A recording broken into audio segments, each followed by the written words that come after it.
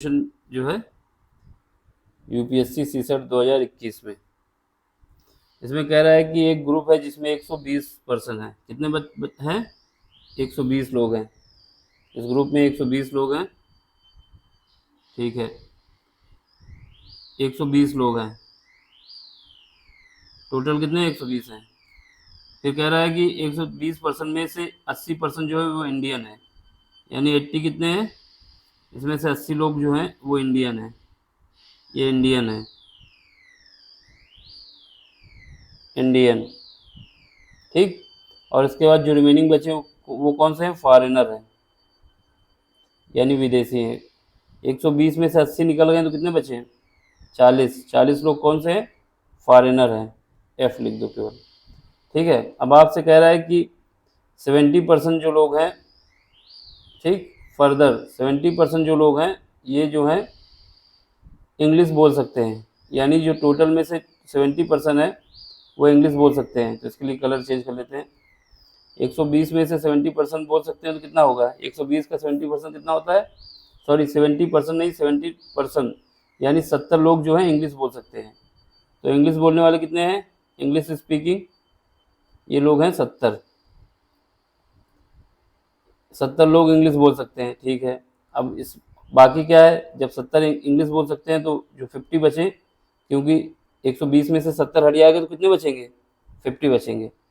तो 50 कोई है दूसरी लैंग्वेज बोलेंगे, ठीक है। अदर लैंग्वेज, अदर में क्या है अभी बोला नहीं क्या कुछ। तो अदर लैंग्वेज में कितने लोग हैं? 50 लोग हैं।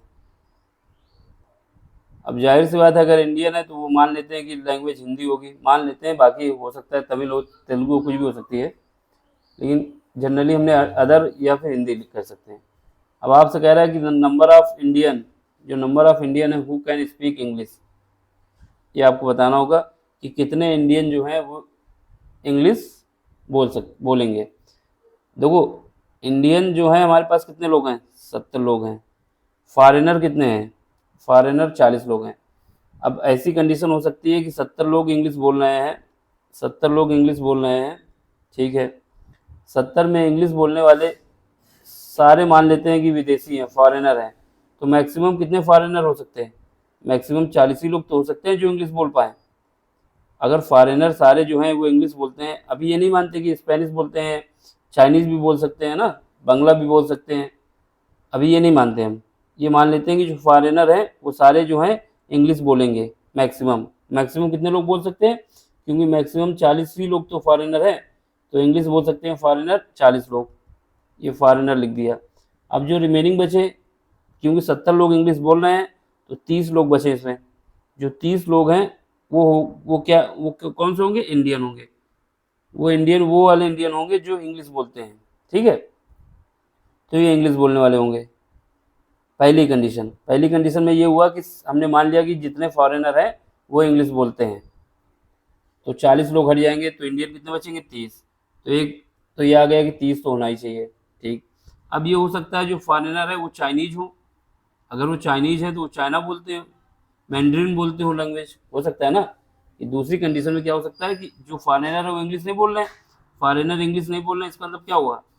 ये 40 लोग इंग्लिश नहीं बोल रहे हैं, ये चाइनीज लोग हैं, ठीक है। तो इंडियन कितने हो सकते हैं? फिर उसके बाद इंडियन मैक्सिमम कितने हो सकते हैं? 70 लोग। समझ गए? अगर कोई भी फॉरेनर इंग्लिश नहीं बोल रहा है तो क्या हो सकता है? मैक्सिमम कितने लोग हो सकते हैं इंग्लिश बोलने वाले? इंडियन 70 हो सकते हैं।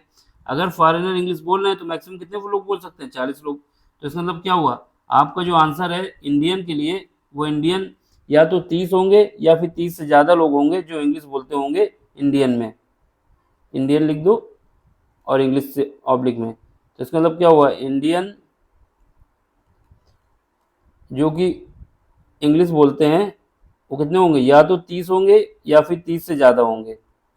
30 से ज़्यादा कैसे हो सकते हैं? अगर फॉरेनर जो इंग्लिश बोल रहे हैं ये चाइनीज हैं, चाइनीज हैं तो इंग्लिश नहीं बोल, मान लेते हैं इंग्लिश नहीं बोलते, वो चाइना बोलते हैं, मैंड्रिन बोलते हैं, तो क्या होगा? आपके पास 70 लोग, हो सकता है कि 70 भी हो जाए। तो आपकी जो रेंज है मैक्सिमम कितने लोग बोल सकते हैं? 70 लोग। मिनिमम कितना बोल सकते हैं? 30 लोग। तो ऑप्शन आपका ये डी, ठीक है।